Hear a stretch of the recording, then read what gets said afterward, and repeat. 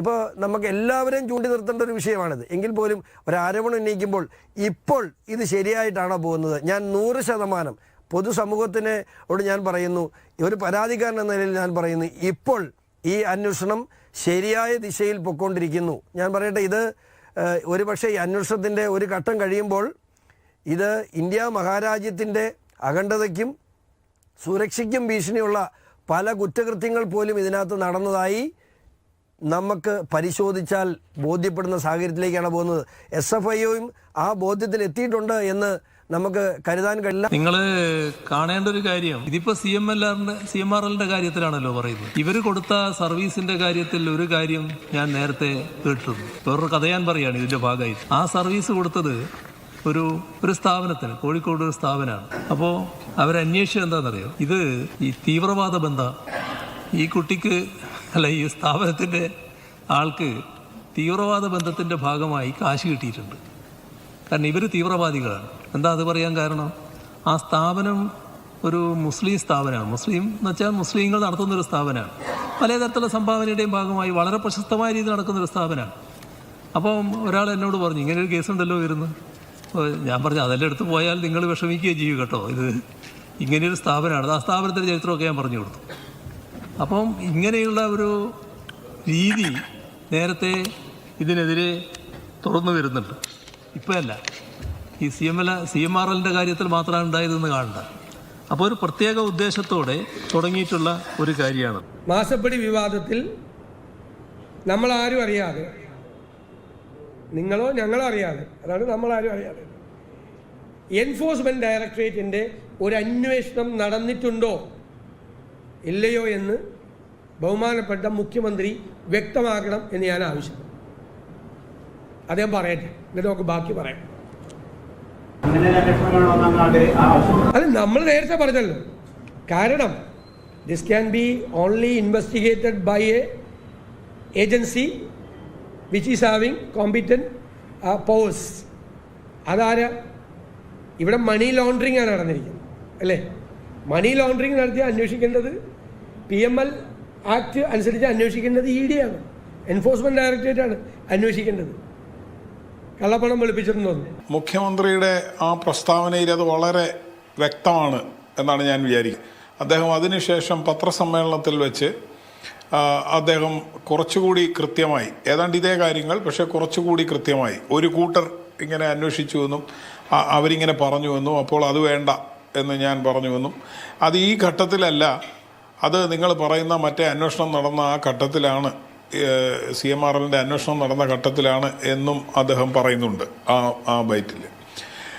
അപ്പോൾ പ്രതിപക്ഷ നേതാവ് ഈ ചോദ്യം ചോദിച്ചു, അതിനും മുഖ്യമന്ത്രി മറുപടി പറയുന്നില്ല. നമ്മൾ ഈ സെറ്റിൽമെൻറ്റ് ബോർഡിൻ്റെ ഉത്തരവ് നമ്മൾ പലതവണ ചർച്ച ചെയ്തു. നമ്മൾ വായിച്ചിട്ടുള്ളതാണെങ്കിലും അതിലെ ഒരു 2 ലൈൻ മാത്രം വായിക്കട്ടെ. നമ്മൾ പലതവണ വായിച്ച ലൈനുകളാണ്. അതിൻ്റെ the SSC is concealing from the commission the fact that she is the daughter of a political leader whose initials are explained and to whom major payments have been made. പിന്നീട് തുടർന്ന് അതേ പാരഗ്രാഫിൻ്റെ അവസാനം പറയുന്നത്, the SSC company is making payments through banking channels to persons connected with a prominent decision maker to claim it as a deductible expense by claiming to compensate a service which it has not received. As explained in the previous subparagraphs, the payment cannot be treated as business expenditure in the hands of the company and should be seen as part of other payments made to political persons. ഞാൻ ആ അവസാനത്തെ line ഒന്നുകൂടെ വായിക്കുകയാണ്. and should be seen as part of other payments made to political persons. അതായത് എക്സാലോജിക്കിനും വീണ ടിക്കും കൊടുത്ത പണത്തെക്കുറിച്ചുള്ള income tax settlement ഓർഡറിൻ്റെ ഉത്തരവിലെ വാചകമാണ് നമ്മൾ ഈ വായിച്ചത്. അപ്പോൾ ഞാനിത് പറയാൻ ശ്രമിച്ചത്, ഈ ഉത്തരവിൽ പറയുന്നത് ഇത് നമ്മുടെ മുഖ്യമന്ത്രിക്ക് കൊടുത്ത പണമാണെന്നാണ്. അദ്ദേഹത്തിന് നേരത്തെ ഈ ഓർഡറിൻ്റെ മറ്റ് ഭാഗങ്ങളിൽ പറയുന്നത് പോലെ, അദ്ദേഹത്തിൻ്റെ ഇനീഷ്യലുകൾ എക്സ്പ്ലെയിൻ ചെയ്തതുപോലെ, മറ്റ് രാഷ്ട്രീയ നേതാക്കളെ പോലെ തന്നെ കുഞ്ഞാലിക്കുട്ടി, രമേശ് ചെന്നിത്തല, ഉമ്മൻചാണ്ടി, ഇബ്രാഹിം കുഞ്ഞ്, ഇവരുടെയൊക്കെ കൂട്ട് തന്നെ ഇദ്ദേഹവും പണം പറ്റിയിട്ടുണ്ട്. മേജർ പേയ്മെൻറ്റ്സ് ഇദ്ദേഹത്തിന് പോയിട്ടുണ്ട്. രണ്ടാമത് പറയുന്നത്, ഈ ഡിഡക്റ്റബിൾ എക്സ്പെൻസായി കാണിക്കാൻ വേണ്ടി ബാങ്കിങ് ചാനലുകളിൽ കൂടി കുറച്ച് തുക ഇതേ വ്യക്തിക്ക് വീണ്ടും കൊടുത്തിട്ടുണ്ട്. ഈ കൊടുത്ത തുക ഒരു എന്തെങ്കിലും ഒരു സേവനത്തിന് ബദലായി കൊടുത്തതല്ല. അതുകൊണ്ട് തന്നെ ഇത് ഈ വ്യക്തിക്കുള്ള ബാങ്കിങ് ചാനലിൽ കൂടുള്ള പേയ്മെൻ്റായി മാത്രമേ കാണാൻ പറ്റൂ എന്നല്ലേ ഈ പറഞ്ഞിരിക്കുന്നതിൻ്റെ അർത്ഥം. അപ്പോൾ ഇത് യഥാർത്ഥത്തിൽ ആരാണ് അന്വേഷിക്കേണ്ടത്? അതാണ് എൻ്റെ ചോദ്യം. CBIക്ക് അന്വേഷിക്കാൻ പറ്റുന്നൊരു കേസാണ്. എന്താ കാരണം? ഇതൊരു അന്തർ സംസ്ഥാന റാമിഫിക്കേഷൻ ഉള്ളൊരു കേസാണ്. പണം വാങ്ങിയ വീണ ബാംഗ്ലൂരാണ്, പണം കൊടുത്ത കർത്ത കേരളത്തിലാണ്, വാങ്ങി കൊടുത്തു എന്ന് പുറത്തു വന്നിരിക്കുന്നത് ഡൽഹിയിൽ നിന്നാണ്. അപ്പോൾ നാച്ചുറലി CBI അന്വേഷണത്തിന് വേണ്ടി പോയാൽ കേന്ദ്ര ഗവൺമെന്റ് CBI അന്വേഷണത്തിലേക്ക് എത്തിക്കാം. ഇനി അതുമല്ലെങ്കിൽ PC act, prevention of corruption act പ്രകാരം അന്വേഷിക്കാൻ പറ്റുന്നതാണ്. വീണയ്ക്ക് വേണ്ടി കോടതിയിൽ ഹാജരായ അഭിഭാഷകൻ പറഞ്ഞത് അറസ്റ്റ് ഒഴിവാക്കണം എന്നാണ്.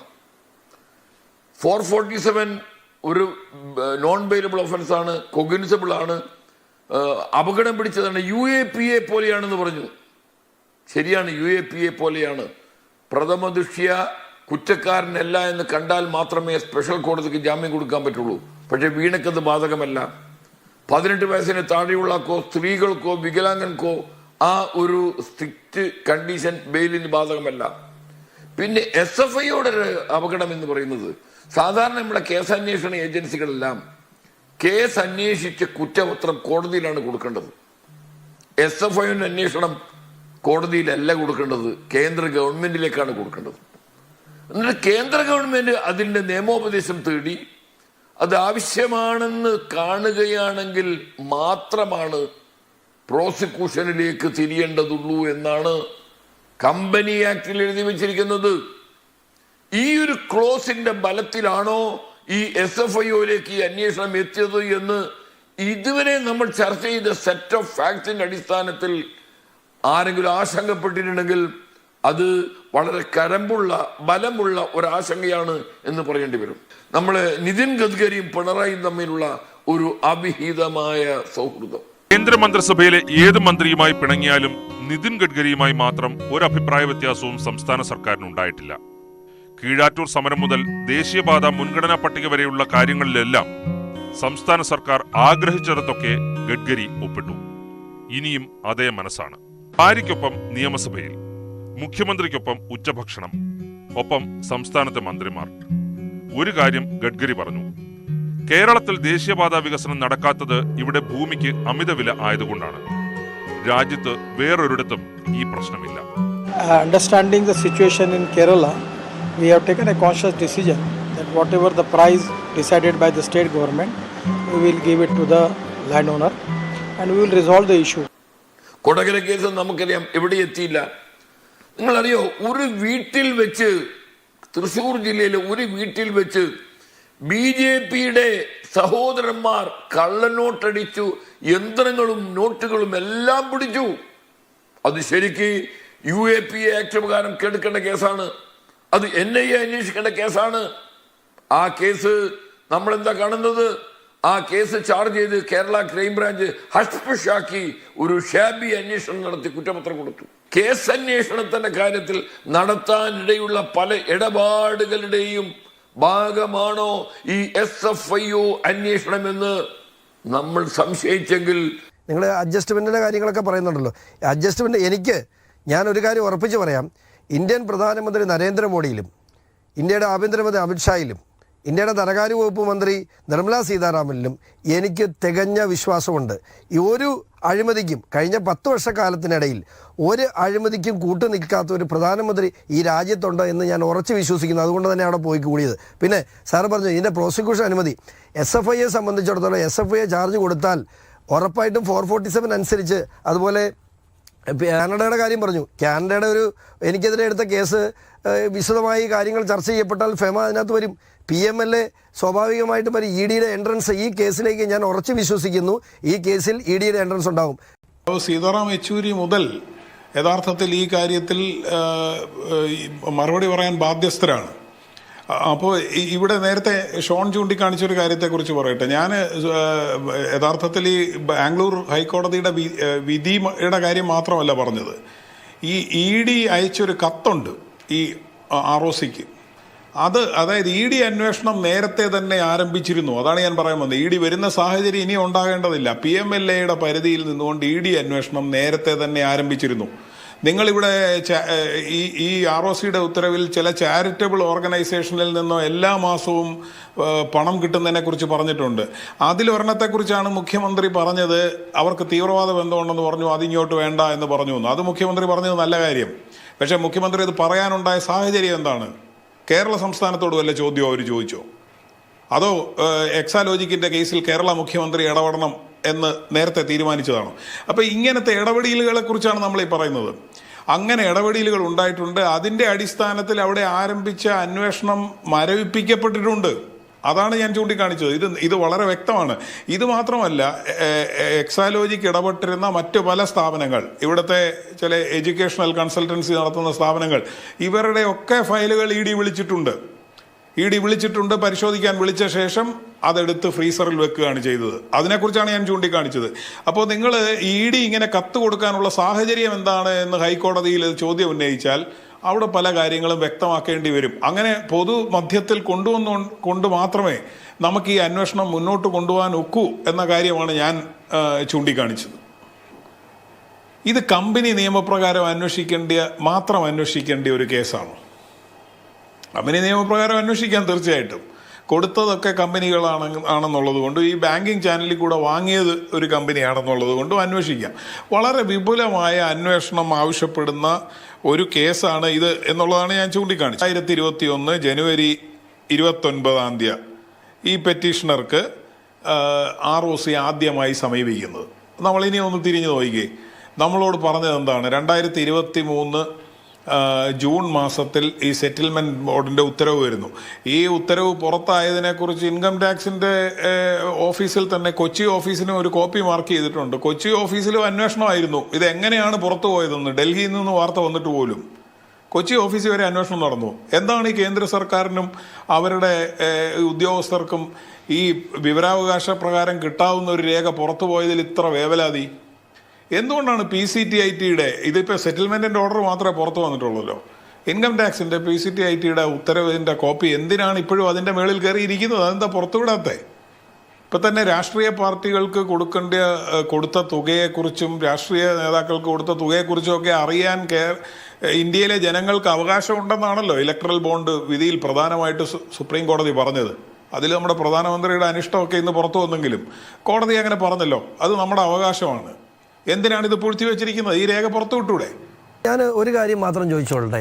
നമ്മുടെ ഇവിടെ ലാവ്ലിൻ കേസിനെ സംബന്ധിച്ച് ഞാനൊരു അഭിപ്രായ വ്യത്യാസം കഴിഞ്ഞ ദിവസം ഞാൻ പത്രസമ്മേളനത്തിൽ ലാവ്ലിൻ കേസിൽ മുഖ്യമന്ത്രി എങ്ങനെ കുറ്റവാളി അല്ലാതായി ഞാൻ പറഞ്ഞ മുഖ്യമന്ത്രിയുടെ ഉപദേശകർ എന്ന നിലയിൽ നമ്മൾ പലപ്പോഴും കണ്ടിട്ടുണ്ട്. മുഖ്യമന്ത്രിയുടെ ഉപദേശകർ എന്ന നിലയിൽ അദ്ദേഹത്തിന് ചുറ്റും നിയമിച്ചിട്ടുള്ള വിവിധ ആളുകൾ, ഞാൻ പേരെടുത്ത് ഒരു ചർച്ചയിൽ അപമാനിക്കുന്നത് ശരിയല്ല, എങ്കിൽ പോലും കഴിഞ്ഞ ദിവസം ഞാൻ പുറത്ത് പറഞ്ഞ അദ്ദേഹത്തിൻ്റെ ഒരു സ്പെഷ്യൽ ഓഫീസർ, അദ്ദേഹത്തിൻ്റെ അസൈൻമെൻറ്റ് എന്തായിരുന്നു?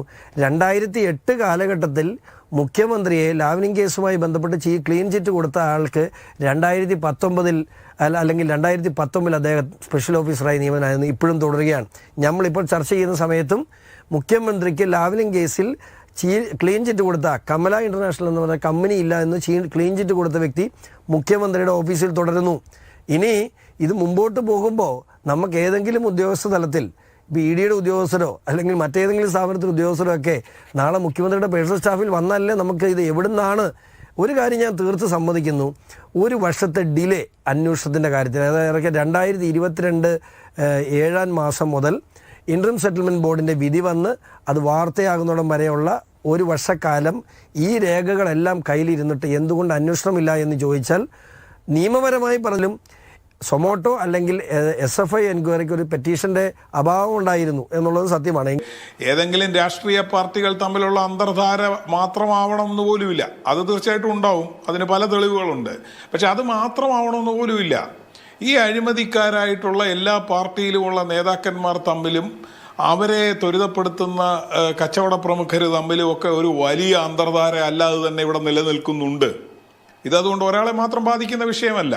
അപ്പോൾ ഈ ED അന്വേഷണം, EDയുടെ ഇപ്പം തന്നെ ഈ കത്തിലെ ഒരു വേർഡിങ് നിങ്ങളൊന്ന് നോക്കണേ. As per information received from ED, എന്താ ED പോസ്റ്റ് ഓഫീസാ? എന്തിനാണ് ED വഴി ഇൻഫർമേഷൻ വരുന്നത്? ഇൻകം ടാക്സിന് ഇവർക്ക് ഇൻഫർമേഷൻ കൊടുത്തൂടെ? അപ്പം ഞാൻ പറയുന്നത് ED ഒരു അന്വേഷണം തുടങ്ങി എന്ന് പറയാൻ എന്താണ് ഒരു വൈമുഖ്യം? യഥാർത്ഥത്തിൽ കമ്പനി മന്ത്രാലയം എന്താ ചെയ്യേണ്ടത്? EDക്ക് അവർ ചോദിച്ചത് എന്താണ്? ആ കത്തിൽ പറയുന്നുണ്ട്. അതായത് കമ്പനി നിയമപ്രകാരമുള്ള വയലേഷൻസ് പരിശോധിച്ചിട്ട് EDയെ അറിയിക്കേണ്ടതാണ്. പക്ഷേ ഈ പരിശോധന തുടങ്ങിയിട്ട് എത്ര നാളായെന്ന് നിങ്ങളൊന്ന് ആലോചിക്കും. 17/11/2021 ഈ കത്തടപാടുകളുടെ ഫലമായിട്ട് എക്സാലോജിക്കിന് വേണ്ടി മറുപടി അവസാനം നൽകുന്നത്. അതായത് 2021 നവംബർ മാസം. പിന്നീട് 2023 8-ാം മാസം വരെ, ഈ കേസുകളും ഇതൊക്കെ സജീവമാകുന്നിടം വരെ, വാർത്ത പുറത്തു വന്നതിന് ശേഷമുള്ള അതുവരെ ഇതിന്മേൽ ഒരു നടപടിയുമില്ല. ഈ 2 വർഷം എങ്ങനെയാണ് ഈ ഹൈബർനേഷൻ ഉണ്ടായത്? അതാണ് നിങ്ങൾ ആലോചിക്കേണ്ടത്. അവിടെ നടന്ന ഇടപെടലിൻ്റെ സൂചനയാണ് മുഖ്യമന്ത്രി പറഞ്ഞത് എന്നാണ് ഞാൻ കരുതുന്നത്. അദ്ദേഹം ഈ ഒരു മുസ്ലിം ഓർഗനൈസേഷനെ തീവ്രവാദി എന്ന് വിളിക്കാൻ ശ്രമിച്ചു, അവിടെ ഞാൻ ഇടപെട്ടു എന്ന് പറയാനുള്ള ഒരു പൊളിറ്റിക്കലായിട്ട് അദ്ദേഹം ഒരു സ്റ്റേറ്റ്മെൻറ്റ് നടത്താനുള്ള വ്യഗ്രതയിൽ പറഞ്ഞതാണ്. അതിൻ്റെ മറുഭാഗത്ത് ഇങ്ങനെ ഒരു നെപ്പോട്ടിസവും ഒരു അവീതമായ ഇടപെടലിൻ്റെയും ഒരു കാര്യമുണ്ടെന്ന് ഒരുപക്ഷെ ഓർമ്മിക്കാതെ പറഞ്ഞതായിരിക്കാം. അല്ലെങ്കിൽ അങ്ങനെ പറഞ്ഞാലും കുഴപ്പമില്ല എന്ന് വിചാരിച്ചിട്ടായിരിക്കാം. എന്തായാലും ഇതിൻ്റെ മുഖ്യമന്ത്രി നടത്തിയ സൂചന എന്ന് പറയുന്നത് ഈ അന്വേഷണത്തിൽ അതിനെ അട്ടിമറിക്കുന്ന തരത്തിൽ ഇടപെട്ടതിനെക്കുറിച്ച് തന്നെയാണ്. അപ്പോൾ ഈ ED അന്വേഷണം ആരംഭിച്ചിട്ട് ED എവിടെയാണ്? ROCയോട് ഒരു കാര്യം അന്വേഷിച്ച് പറയാൻ പറഞ്ഞിട്ട് ED പിന്നെന്ത് നടപടിയാണ് എടുത്തത്? അവിടെയാണ് നേരത്തെ ചൂണ്ടിക്കാണിച്ചതുപോലെ ഇന്ത്യയുടെ ഇതര സംസ്ഥാനങ്ങളിൽ എങ്ങനെയാണ് ED കേസ് ഫയൽ ചെയ്താൽ രാഷ്ട്രീയ നേതാക്കളെ കൈകാര്യം ചെയ്യുന്നത്. സാധാരണ ED കേസ് രജിസ്റ്റർ ചെയ്യാനുള്ള ഒരു മാനദണ്ഡവും ഇല്ലാത്തൊരു കേസാണ് നാഷണൽ ഹെറാൾഡ് കേസ്. അതിലെങ്ങനെയാണ് കൈകാര്യം ചെയ്തതെന്ന് നമുക്കറിയാം. അപ്പോൾ ഇവിടെ തീർച്ചയായിട്ടും ഒരു ഇരട്ടത്താപ്പ് ഇതിൻ്റെ അകത്ത് നടക്കുന്നുണ്ട് എന്നുള്ള കാര്യം വളരെ വ്യക്തമാണ്. അപ്പോൾ EDയുടെ അന്വേഷണത്തിൻ്റെ പരിധിയിൽ വന്നത് എന്തുകൊണ്ടാണ്? EDക്ക് 2 ആക്ടുകളിലാണ് അന്വേഷിക്കുക. ഒന്ന് ഫെമ വയലേഷനെ സംബന്ധിച്ച്, 2 മണി ലോണ്ടറിങ് ആക്ട് പ്രകാരം. ഇതിൽ ഫോറിൻ എക്സ്ചേഞ്ചിൻ്റെ വിഷയം ഉണ്ടെന്ന് നമ്മൾ ഇതുവരെയുള്ള വിഷയത്തിൽ മനസ്സിലാക്കുന്നില്ല. ഇത് ഈ തദ്ദേശീയമായ കമ്പനികൾ തമ്മിലുള്ള ഇടപാടാണ്. അപ്പോൾ ഇത് തീർച്ചയായിട്ടും മണി ലോണ്ടറിങ് ആക്ട് പ്രകാരം ഒരു പ്രശ്നമുണ്ട് എന്ന് ഇൻകം ടാക്സിൻ്റെ റെയ്ഡിൻ്റെ ഫലമായി EDയെ അറിയിക്കുകയും ED അന്വേഷണം ആരംഭിക്കുകയും ചെയ്ത ശേഷം കമ്പനി ലോയുടെ വയലേഷൻസ് അന്വേഷിച്ച് EDയെ അറിയിക്കാൻ ED കമ്പനി ലോയോട് കമ്പനി മന്ത്രാലയത്തോട് ആവശ്യപ്പെടുന്നു. അതിൻ്റെ ഭാഗമായി അന്വേഷണം ആരംഭിക്കുന്നു. പക്ഷെ അതൊരു ഭാഗം മാത്രമേ ആകുന്നുള്ളൂ. ബാക്കി ഭാഗം ഈ പൊളിറ്റിക്കൽ കറപ്ഷൻ്റെയും ഈ മണി ലോണ്ടറിങ്ങിൻ്റെയും ഈ ആംഗിളിലുള്ള അന്വേഷണമല്ല എവിടെ? എന്ത് അന്വേഷണമാണ് നടന്നത്? ആരെയാണ് ചോദ്യം ചെയ്തത്? എന്ത് നടപടിയാണ് ഉണ്ടായത്? ഒന്നും ഉണ്ടായില്ല എന്ന് നമുക്കറിയാം. അപ്പോൾ അങ്ങനെ ഇതിങ്ങനെ ഫ്രീസറിൽ വെക്കാനുള്ള സാഹചര്യം എന്താണ് എന്നുള്ളതാണ് നമ്മൾ യഥാർത്ഥത്തിൽ ചർച്ച ചെയ്യേണ്ട വിഷയം. ഈ പൊതുസമൂഹം വളരെ ജാഗ്രതയോടുകൂടി നിന്നില്ലെങ്കിൽ ഈ അന്വേഷണം എങ്ങും എത്തില്ല എന്നുള്ള കാര്യത്തിൽ യാതൊരു സംശയവുമില്ല. അന്വേഷിക്കാൻ തടസ്സങ്ങളില്ലായിരുന്നു. ഞാൻ അന്വേഷണം ഇവർ ആരോപണം ഉന്നയിക്കുമ്പോൾ നമുക്ക് എന്തെങ്കിലും ഒരു അടിസ്ഥാനം വേണ്ടേ? തീർച്ചയായിട്ടും ഒരു കാര്യം ഇപ്പോൾ അംഗീകരിച്ചു പോകണം. 2022 അതേ പ്രധാനമന്ത്രിയാണ് ഇന്ത്യ ഇപ്പോഴും ഭരിക്കുന്നത്, അതേ ആഭ്യന്തരമന്ത്രിയാണ് ഇന്ത്യയിൽ ഭരിക്കുന്നത്, അതേ ധനകാര്യ വകുപ്പ് മന്ത്രിയാണ് ഇന്ത്യ ഭരിക്കുന്നത്. അവർ തന്നെയല്ലേ അവർക്ക് ബോധ്യമില്ലാതെ, അല്ലെങ്കിൽ ഇന്ത്യൻ പ്രധാനമന്ത്രി അല്ലെങ്കിൽ ഇന്ത്യയുടെ ആഭ്യന്തരമന്ത്രിയോ BJPയോ തീരുമാനിച്ചാൽ SFI എൻക്വയറി ഉണ്ടാകാതിരിക്കാൻ കഴിയുമായിരുന്നു. പക്ഷേ ഇപ്പോൾ ഈ അന്വേഷണം പ്രഖ്യാപിച്ചതിൽ തീർച്ചയായിട്ടും കേന്ദ്ര സർക്കാർ അറിഞ്ഞല്ലാതെ അറിയാതെയാണ് അന്വേഷണം പ്രഖ്യാപിച്ചതെന്ന് ആര് പറഞ്ഞാലും എനിക്ക് അത് അംഗീകരിക്കാൻ ബുദ്ധിമുട്ടുണ്ട്. അതുകൊണ്ട് തന്നെ ഇപ്പോൾ ഞാനിത് ഒരു ആരോപണമായി എനിക്ക് പറയാൻ കഴിയാത്തതിൻ്റെ കാര്യം, അന്വേഷണ ഉദ്യോഗസ്ഥർക്കെതിരെയോ മറ്റേതെങ്കിലും ആരോപണം ഞാൻ പറഞ്ഞാൽ അല്ലെങ്കിൽ നമ്മളിത് പറഞ്ഞാൽ ഇപ്പോൾ നല്ല രീതിയിലാണ് അന്വേഷണം പോകുന്നത് എന്നുള്ള കാര്യത്തിൽ നമുക്ക് ആർക്കും ഒരു സംശയമില്ല. അതുകൊണ്ടാണല്ലോ ഈ വെപ്രാളവും ഈ ബഹളവും കേസുകളും തിരിച്ചുള്ള കേസുകളും ഒക്കെ ഉണ്ടാകുന്നത്. അന്വേഷണം ശരിയായ ദിശയിലുള്ളതാണ്. ഞാനത് പെറ്റീഷണർ എന്നുള്ള രീതിയിൽ ശ്രീ ഷോണിനോടും കൂടി പറയാണ്. ഷോൺ അദ്ദേഹത്തിന് ചെയ്യാവുന്ന കാര്യമാണ് ചെയ്തത്. തീർച്ചയായിട്ടും അഭിനന്ദനാർഹമാണ്. കമ്പനി നിയമപ്രകാരം ഒരു കേസിന് പോയതുകൊണ്ടാണ് ഈ പല ചോദ്യങ്ങളും ചോദിക്കപ്പെട്ടതെന്നാണ് ഞാൻ വിചാരിക്കുന്നത്. അത് അപര്യാപ്തമാണ്, അതിലപ്പുറത്തെ മാനങ്ങളുണ്ടെന്ന് പറഞ്ഞാൽ നമുക്ക് ചെയ്യാവുന്ന കാര്യങ്ങളെ നമുക്ക് ചെയ്യാൻ കഴിയുള്ളൂ. പക്ഷേ ഈ വിഷയത്തിൽ വളരെ ജാഗ്രതയോടുകൂടി നിന്നില്ലെങ്കിൽ ഈ കാര്യങ്ങളൊന്നും പുറത്തു വരില്ല.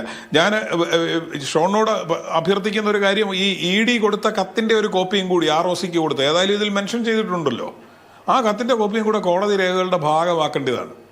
ഇ ഡി എന്ത് നടപടിയാണ് ചെയ്തതെന്ന്. ഇപ്പോൾ SFIO അന്വേഷണത്തിൻ്റെ ഭാഗമായി അവർക്ക് വേണമെങ്കിൽ ED ഉപയോഗിക്കാം, CBI ഉപയോഗിക്കാം, അതിലൊന്നും തർക്കമില്ല. എന്നിട്ട് അവിടെ നിന്ന് ED വിപുലമായ കാര്യങ്ങൾ കണ്ടാൽ അതിലേക്ക് പോകാം. ഇതൊക്കെ വാദത്തിന് വേണ്ടി നമുക്ക് പറയാം. പക്ഷേ SFIO അന്വേഷണം കമ്പനി നിയമങ്ങളുടെ വയലേഷൻ്റെ പരിധിയിൽ നിന്നുകൊണ്ട് അന്വേഷിക്കുന്ന ഒന്നാണ്. അവർക്ക് വേണമെങ്കിൽ ED ഉപയോഗിക്കാമെന്നുള്ളത് ശരിയാണ്. പക്ഷേ നിങ്ങൾ ആലോചിക്കേണ്ടത് ഈ അന്വേഷണത്തിൻ്റെ തുടക്കം തന്നെ ED നിന്നായിരുന്നു. ഇനി എന്തിനാ SFIO പറഞ്ഞിട്ടോ അല്ലെങ്കിൽ കമ്പനി മന്ത്രാലയം പറഞ്ഞിട്ടോ ED ഇടപെടേണ്ട സാഹചര്യം എന്താണ്? അതിലും വലിയ ക്ലൂ ഇൻകം ടാക്സിൽ നിന്ന് അവർക്ക് കിട്ടിയതാണ്. അപ്പോൾ സാധാരണ രാഷ്ട്രീയ എതിരാളികളോട് കാണിക്കുന്ന വൈര്യനിര്യാതന ബുദ്ധി ഇല്ലാതെ, സാധാരണ കുറ്റവാളികളോട് കാണിക്കുന്ന കൃത്യനിർവഹണത്തിനുള്ള വ്യഗ്രതയില്ലാതെ ഈ വിഷയത്തിൽ കാണിക്കുന്ന ഈ തീർത്തും ഉദാസീനമായിട്ടുള്ള സമീപനം എന്ന് പറയുന്നത് പല ബന്ധങ്ങളുടെയും അടിസ്ഥാനത്തിലാണ്. അതുകൊണ്ടാണ് ഞാൻ ഈ നിതിൻ ഗഡ്കരി ഇവിടെ വന്നതിനെക്കുറിച്ചുമൊക്കെ പലപ്പോഴും സൂചിപ്പിക്കുന്നത്. അത് വെറും ഒരു സൗഹൃദമാണോ എന്നൊക്കെ ഉള്ളത് പരിശോധിക്കപ്പെടേണ്ട കാര്യമാണ്. കാരണം CPM നേതാക്കൾ സാധാരണമല്ല അങ്ങനെ. അവർ കേന്ദ്രമന്ത്രി വന്നാൽ മസ്കറ്റ് ഹോട്ടലിൽ വെച്ചോ തൈക്കാട് ഗസ്റ്റ് ഹൗസിൽ വെച്ചോ ഒക്കെ ഡിന്നർ കൊടുക്കുകയോ ഔദ്യോഗികമായി കാണുകയോ ഒക്കെ ചെയ്യാം. പക്ഷേ ഒരു BJP നേതാവിനെയും അറിയിക്കാതെ, ഒരു ഔദ്യോഗിക പരിപാടിയുമില്ലാതെ സകുടുംബം മുഖ്യമന്ത്രിയുടെ ഔദ്യോഗിക വസതിയിൽ വന്ന് ലഞ്ച് കഴിച്ച് പോകാനുള്ളൊരു സൗഹൃദം സാധാരണഗതിയിൽ അവരങ്ങനെ രാഷ്ട്രീയമായി സൂക്ഷിക്കാറില്ല. അതുകൊണ്ടാണല്ലോ ശ്രീ പ്രേമേന്ദ്രൻ കാപ്പി കുടിക്കാൻ പോകുന്നതിനെക്കുറിച്ച് വളരെ ക്രിട്ടിക്കലായിട്ട് ഇവർ സംസാരിക്കുന്നത്. അവരുടെ ഒരു യാഡ് സ്റ്റിക്ക് അങ്ങനെയാണ്. പക്ഷേ എന്തുകൊണ്ടാണ് അത് PB അംഗമായിട്ടുള്ള ശ്രീ പിണറായി വിജയന് ബാധകമല്ലാതിരിക്കുന്നത് എന്നൊക്കെയുള്ള കാര്യം തീർച്ചയായിട്ടും സംശയം ജനിപ്പിക്കുന്നതാണ്. നമുക്ക് പറയാൻ അതിൽ കൂടുതൽ രേഖകൾ നമ്മുടെ കയ്യിലില്ല. അതുകൊണ്ട് ഈ അന്വേഷണം തീർച്ചയായിട്ടും അട്ടിമറിക്കപ്പെട്ട ഒരു അന്വേഷണമാണ്. അത് യവനികയ്ക്ക് പുറകിൽ പോയി എന്നുള്ള ആശ്വാസത്തിലാണ് ഇതും കമല ഇൻ്റർനാഷണൽ പോലെ, കുന്നംകുളത്തെ വലിയ വീട് പോലെ കാലത്തിൻ്റെ ചവിറ്റുകൊട്ടയിൽ എറിയപ്പെടും എന്ന് ഒരു ആശംസാക്കുറിപ്പ് CPMൻ്റെ സെക്രട്ടേറിയറ്റ് ഇറക്കിയത്. അത് തിരിച്ച് റിവൈവ് ചെയ്ത് വന്നത് ഇവിടുത്തെ പൊതുസമൂഹം കാണിച്ചൊരു ജാഗ്രത, പെറ്റീഷണേഴ്സായിട്ടുള്ള ശ്രീ ഷോണും മാത്യു കുളനാടനും ഒക്കെ കാണിച്ച ജാഗ്രത, അതൊക്കെ അപ്രീഷ്യബിളാണ്. പക്ഷേ അത് അങ്ങനെ തന്നെ നിലനിന്നില്ലെങ്കിൽ ഒരു കാരണവശാലും ഇത് ലക്ഷ്യസ്ഥാനത്ത് എത്തില്ല എന്നുള്ളതിൻ്റെ തെളിവും കൂടിയാണ് ഈ മുൻകാല അനുഭവം, ഇതേ കേസിൻ്റെ മുൻകാല അനുഭവം എന്നാണ് ഞാൻ വിചാരിക്കുന്നത്. Joseph C. മാത്യു സാറിനോട് പറയട്ടെ, ഒരു സംശയം വേണ്ട, എക്സിബിറ്റിൽ വരുന്ന 26-ാം തീയതിക്ക് മുമ്പായി ബാംഗ്ലൂർ കോടതിയുടെ ജഡ്ജ്മെൻറ്റ് കേരള ഹൈക്കോടതിയിൽ ഉറപ്പായിട്ടും എക്സിബിറ്റിൽ ഉൾപ്പെടുത്തി എൻ്റെ ഇൻ്റർവ്യൂ ആപ്ലിക്കേഷനായി കൊടുക്കും. അതുകൊണ്ട് തന്നെ ആ കാര്യങ്ങളെല്ലാം കേരള ഹൈക്കോടതിയുടെ കേരള ഹൈക്കോടതിയുടെ ശ്രദ്ധയിൽ കൊണ്ടുവരാൻ എനിക്ക് കഴിയും. അങ്ങ് തീർച്ചയായിട്ടും അത് പറഞ്ഞത് നന്നായി, പറഞ്ഞില്ലെങ്കിൽ തന്നെയും തീർച്ചയായിട്ടും ആ രേഖകൾ കേരള ഹൈക്കോടതിയിൽ ഞാൻ എത്തിക്കുമായിരുന്നു. അതുകൊണ്ട് തന്നെ ഈ കേസിനെ സംബന്ധിച്ച് ആരൊക്കെ എന്തൊക്കെ പറഞ്ഞാലും ഇതുവരെ നടന്ന കാര്യങ്ങളെക്കുറിച്ച് എനിക്കറിയില്ല. പക്ഷേ ഈ കേസ് എവിടെ കൊണ്ട് എത്തിക്കാൻ കഴിയും എന്നെനിക്ക് തികഞ്ഞ ബോധ്യമുണ്ട്, എത്തിക്കുക തന്നെ ചെയ്യും.